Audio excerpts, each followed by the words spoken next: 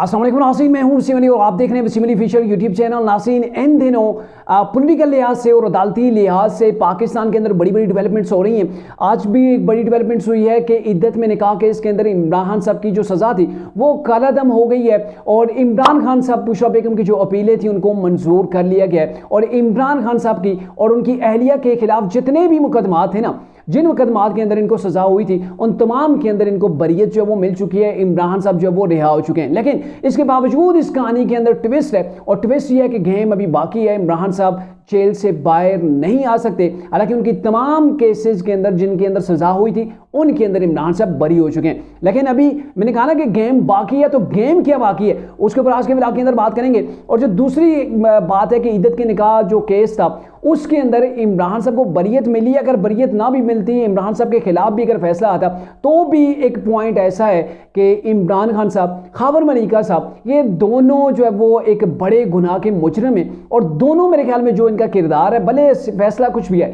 दोनों का किरदार जो था वो बड़ा ही शर्मनाक किस्म का रहा है। इसके बारे से कुछ तफसीलात हैं जो मैंने आज के व्लॉग के अंदर आपके साथ डिस्कस करनी है। और दूसरी जानब जो गुज़िश्ता रोज़ सुप्रीम कोर्ट के अंदर से एक फैसला आया था मखसूस नशिस्तों के ऊपर, तो उसके ऊपर इलेक्शन कमीशन डट गया है। सुप्रीम कोर्ट के खिलाफ जो है वो इलेक्शन कमीशन ने जो है वो अब सोचो विचार कर रहा है कि इस फैसले के खिलाफ हमने क्या इकदाम उठाना है। तो ये तमाम जो डेवलपमेंट्स हुई है ना, इनके ऊपर शॉर्टली आपके साथ हमने डिस्कस करना है। आगे बढ़ने से पहले सिर्फ एक ही रिक्वेस्ट कि अगर आपने अभी तक हमारे चैनल को सब्सक्राइब नहीं किया तो काइंडली अभी हमारे चैनल को सब्सक्राइब कर लीजिएगा। और व्लॉग आपने मुकम्मल देखना है ताकि आप मुकम्मल सिनेरियो से आगाह हो सके कि इस वक्त क्या डेवलपमेंट्स पाकिस्तान के अंदर हो रही हैं। तो नाज़रीन, अगर बात की जाए इद्दत में निकाह केस की, तो शॉर्टली दो चीज़ें बात करूंगा। बाकी इमरान साहब और उनकी अहलिया को बरीयत हुई है तो वेल एंड गुड। लेकिन मामला ये है, अगर इमरान साहब की बात की जाए तो इमरान खान साहब और बुशरा बेगम के दो निकाह हुए हैं जो कि ऑन द रिकॉर्ड चीज़ मौजूद है। जिस मुफ्ती ने दो निकाह पढ़ाए वो भी इस चीज़ का जो है वो बाकायदा शाहिद है और बाकी लोग भी गवाह हैं। अगर आपने इद्दत के अंदर पहला निकाह नहीं किया था, यानी कि आपने गैर शरई तौर पर निकाह नहीं किया था, तो आपको दूसरे निकाह की क्या नौबत आन पड़ी थी। और दूसरी जन्म अगर खैबर मलिका साहब की बात करें तो खैबर मलिका साहब मेरे ख्याल में वो उसे शर्म आनी चाहिए। मैं डायरेक्टली उसको बेशर्म नहीं कहूँगा, लेकिन उनको शर्म आनी चाहिए कि जब आपकी अहलिया ने इमरान साहब के साथ शादी की थी, निकाह किया था, तब आपसे जब मीडिया ने पूछा था तो आपने कहा था मुझे कोई प्रॉब्लम नहीं है, ये मेरा अंदरूनी मामला है और आप इसके अंदर इंटरफेयर ना करें, इसको खबर ना बनाएं। उन्होंने शादी कर ली तो ये उनका अपना हक था। फिर इमरान खान साहब की गवर्नमेंट के दौरान खैबर मलिका साहब ने पूरी की पूरी गवर्नमेंट का प्रोटोकॉल एंजॉय किया है। अगर आपको याद हो तो उस वक्त ट्रांसफर पोस्टें जो पुलिस की होती थी ना, वो तमाम की तमाम खैबर मलिका के इशारे के ऊपर होती थी। खैबर मलिका के इलाके के अंदर कोई डीसी वगैरह जो है वो टिक नहीं पाता था, इनके इशारों के मुताबिक जो वो मामलात होते थे। फिर क्या हुआ कि इनके एक फोटो भी वायरल है कि इमरान खान साहब और खैबर मलिका दोनों एक ही सोफे के ऊपर एक ही रूम के अंदर बैठे हुए हैं। फिर इनकी वो खुशगपियां भी हुई, इन्होंने मतलब पूरा प्रोटोकॉल एंजॉय किया। और फिर एक वीडियो जो है वो फोटो जो है वो वायरल है कि उम्रा कर रहे हैं और जहाँ पर इमरान साहब जा रहे हैं, एक तरफ जो है वो बुशरा बेगम है और एक तरफ जो है वो खैबर मलिका साहब, आपकी एक्स वाइफ थी, आपने उनको डाइवोर्स दी, उन्होंने आगे जाके शादी कर ली और आपका उनके घर के अंदर जाना, फिर उनके साथ मिलके आई डोंट नो कि गवर्नमेंट के खर्चे के ऊपर उन्होंने जो है वो उम्रा किया, इमरान साहब का खर्चा था, किसने किया नहीं किया वो एक अलग मैटर है। बट उनके साथ जाके आप उनके कंधे से कंधा मिला के जाके वहाँ पे उम्रा कर रहे हैं। और फिर जब इमरान साहब की 4 साल गवर्नमेंट गुजर गई तब आपको ख्याल हाय हाय मैंने तो रुजू भी करना था, और रुजू का मुझसे जो वो आग छीना गया। तो मेरे ख्याल में खैबर मलिका साहब भी जो है ना, उन्होंने बेशर्मी की इंतहा की है। अब क्यों बेशर्मी की इंतहा की है ये वो जानते हैं और आप भी इसके ऊपर जो वो कमेंट कर सकते हैं। अब आते हैं जी जो अहम मामला है कि इलेक्शन कमीशन क्यों डट गया। और फिर मैं आता हूँ इद्दत के अंदर जो फैसला हुआ, तो अब इमरान साहब कैसे जेल के अंदर रहेंगे, बुशरा बेगम के खिलाफ गवर्नमेंट का क्या प्लान है, तो उनको कैसे जेल के अंदर रखा जाएगा, इस तरह मैं आता हूँ। लेकिन उससे पहले आपको बताऊं कि इलेक्शन कमीशन डट गया। डट इसलिए गया, सुप्रीम कोर्ट ने तमाम का तमाम मलबा उठाया और 13 के 13 जजेस ने, इंक्लूडिंग जो वो चीफ जस्टिस ऑफ पाकिस्तान, उन्होंने ये सारे का सारा मलबा डाल दिया है इलेक्शन कमीशन के ऊपर कि हमने जो तरीके इंसाफ से बल्ले का इंतखाबी निशान छीना था ना, आपने उसकी गलत इंटरप्रिटेशन की, आपने उसकी गलत तशरीह की और गलत तशरीह करके आपने एक सियासी पार्टी को नुकसान पहुंचाया। इसके ऊपर तो इलेक्शन कमीशन ने कहा जी भाई हमने तो बिल्कुल जो सही डेफिनेशन थी वही की।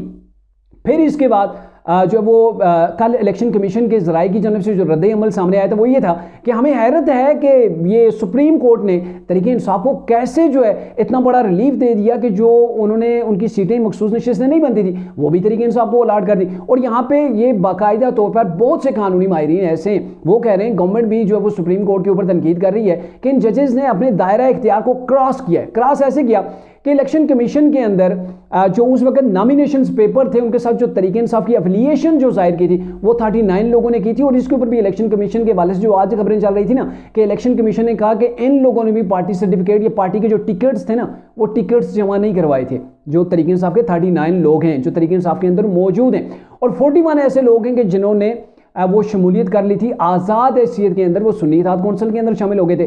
तो अब मामला ये है कि सुप्रीम कोर्ट के जो काजी फायज ईसा वाली जो अकलियत है ना, जिसके अंदर जो वो अकलियत है जिसके अंदर कम जजेस हैं, 5 जजेस हैं, तो 5 जजेस ने इस चीज़ के ऊपर मुत्तफिक थे कि तरीके इंसाफ के जो 39 लोग हैं जिन्होंने एफिलिएशन जाहिर की थी इलेक्शन से कबल तरीके इंसाफ के साथ जब उन्होंने नॉमिनेशन पेपर जमा कराए थे, तो उनके तनासब से तरीके इंसाफ को जो वो सीटें उनको मखसूस नशिस्तें मिलनी चाहिए। लेकिन जो फैसला आया वो ये आया कि जो 41 लोग हैं जिन्होंने तरीके इंसाफ के साथ अपनी एफिलिएशन जाहिर नहीं की, जिन्होंने सुन्नी इत्तेहाद कौंसिल को जो वो ज्वाइन कर लिया, तो उसके हवाले से एक तो तरीके इंसाफ की कोई ऐसी पिटीशन नहीं थी, ऐसी अपील नहीं थी, ना तो उन्होंने इलेक्शन कमीशन के अंदर पिटीशन कोई दायर करवाई थी, ना ही जो वो पेशावर हाई कोर्ट के अंदर और ना ही सुप्रीम कोर्ट के अंदर कि हमें मखसूस नशिस्तें दी जाएं। तो इसके बावजूद लोग जो 41 थे इनके आज़ाद अरकान वो सुन्नी इत्तेहाद कौंसिल के रुकन बन चुके हैं। सुन्नी इत्तेहाद कौंसिल का उन्होंने हलफ उठाया है, वो हलफ उठा चुके हैं और उसके बाद जाके सुप्रीम कोर्ट ये फैसला देती है कि नहीं भाई वो जी 41 जो लोग हैं ना वो भी तरीके इंसाफ के काउंट किए जाएं। हालांकि उन्होंने जो है वो सुन्नी इत्तेहाद कौंसिल का हलफ उठाया है, उनकी जमात के अंदर जो है वो शामिल हो चुके हैं। जब वो शामिल हो चुके हैं और उन्होंने किसी किस्म का कोई अपनी एफिलिएशन तरीके इंसाफ के साथ उस वक्त नॉमिनेशन पेपर्स के अंदर शो नहीं की थी, तो उनको किस तनासब के साथ सीटें दी गई। और यही कहा जा रहा है कि सुप्रीम कोर्ट ने अपने दायरा इख्तियार से बाहर निकल के नजरिया ज़रूरत को देखते हुए और अवामी तासर जो पब्लिक के अंदर चीज़ें पाई जा रही हैं वो यही है कि इस्टेब्लिशमेंट और जुडिशरी की जो जंग है उसकी वजह से इमरान को सपोर्ट किया जा रहा है कि इमरान खान साहब चूंकि इस्टेब्लिशमेंट और ये आपस में एंटी हैं, तो इसलिए जो वो सपोर्ट किया जा रहा है कि इस्टेब्लिशमेंट के इस रिएक्शन की वजह से जो कि तरीके इंसाफ के साथ हो रहे हैं या फिर जुडिशरी के ऊपर जो प्रेशर बिल्ड किया जा रहा है, तो उसकी वजह से सुप्रीम कोर्ट जो है वो ऐसे सख्त किस्म के और खुलकर जो है वो फैसले दे रही है। ये पब्लिक के अंदर तासर पाया जाता है। मैं किसी की ये खबर या फिर न्यूज़ जो है वो आपको ये नहीं बता रहा, तो उसकी वजह से बड़ी तनकीद हो रही है सुप्रीम कोर्ट के ऊपर। और अभी मैं थोड़ी देर पहले ही खबर सुन रहा था कि मियां नवाज शरीफ ने मरी के अंदर पार्टी का इजलास बुला लिया है। चूंकि जो सुप्रीम कोर्ट का फैसला है तो इसके ऊपर जो है वो फैसला किया जाएगा कि इसके खिलाफ हमने अपील करनी है या नहीं करनी। एक तो ये मामला है। तो आज जो तरीके इंसाफ के जो बानी इमरान और बुशरा बेगम है उनकी अहलिया, उनको इद्दत के अंदर जो निकाह का केस है उसके अंदर वो बरी हो गए। तो अब चूंकि बड़े जो केसेस थे जिनके अंदर इमरान साहब को सजा हुई थी तो जेल के अंदर इमरान साहब का रहना बनता नहीं था, लेकिन मैंने पहले ही कहा था कि इमरान साहब को जेल से बाहर कोई नहीं आने देगा। और अभी तक अडियाला जेल के बाहर जो दहशतगर्दी का मामला था ना, इंसदाद दहशतगर्दी की कोर्ट ने इमरान साहब के खिलाफ बड़ा ही सख्त किस्म का फैसला दिया था कि इमरान साहब की जमानत जो है वो मनसूख की गई थी। और ये कहा गया था कि इमरान खान साहब ने चूंकि जो है वो बराह रास्त जो है वो उन्होंने एक ऐसे जुर्म का इर्तिकाब किया है, जुर्म साबित नहीं हुआ लेकिन मुबैना तौर पर उन्होंने एक ऐसा जुर्म किया है कि वो मरकजी मुल्ज़िम है। वो मरकजी मुल्ज़िम है कि दहशतगर्दी की जो पाकिस्तान के अंदर कार्रवाई हुई 9 मई को पाक फौज के ऊपर अटैक हुआ, साजिश की गई इदारे के खिलाफ, पाकिस्तान की जो इदारे उनके ऊपर हमला किया गया, पुलिस को मारा गया, रगड़ा लगाया गया, जिन्ना हाउस के ऊपर जो है वो आग वगैरह लगाई गई। तो ये जो सारी चीज़ें थी, तो जज साहब ने बड़े सख्त किस्म के रिमार्क्स जो है वो उस फैसले के अंदर लिखे। ये लिखा गया है कि ऐसा शख्स जिसने रियासत के खिलाफ साजिश की, जिसने रियासत के ऊपर चढ़ाई की, ऐसे शख्स की जमानत जो है वो हासिल करना उसका हक नहीं बनता। और आज जाके बाकायदा तौर पर इंसदाद दहशतगर्दी की अदालत ने इस चीज़ की मंजूरी दे दी है कि इमरान साहब को अब इस मामले के अंदर 9 मई का जो मुकदमा है उसके अंदर गिरफ्तार कर लिया जाए। तो होगा ये कि अभी अडियाला जेल के बाहर वो भी पुलिस खड़ी है और दूसरी जानब जो है वो नैब भी खड़ा है कि बुशरा बेगम को हमने अरेस्ट करना है, जो कि उन्होंने तोशा खाना के जो ताइफ थे लिए 10 बड़े कीमती ताइफ थे और फिर उनको बेचा, बेचने के बाद जाके जो है वो पैसे वगैरह जमा कराए गए। तो ये जो सारा प्रोसेस था ना, इसके अंदर नैब के साथ बुशरा बेगम ने तावन नहीं किया। इसको कहते हैं रगड़ा लगाना।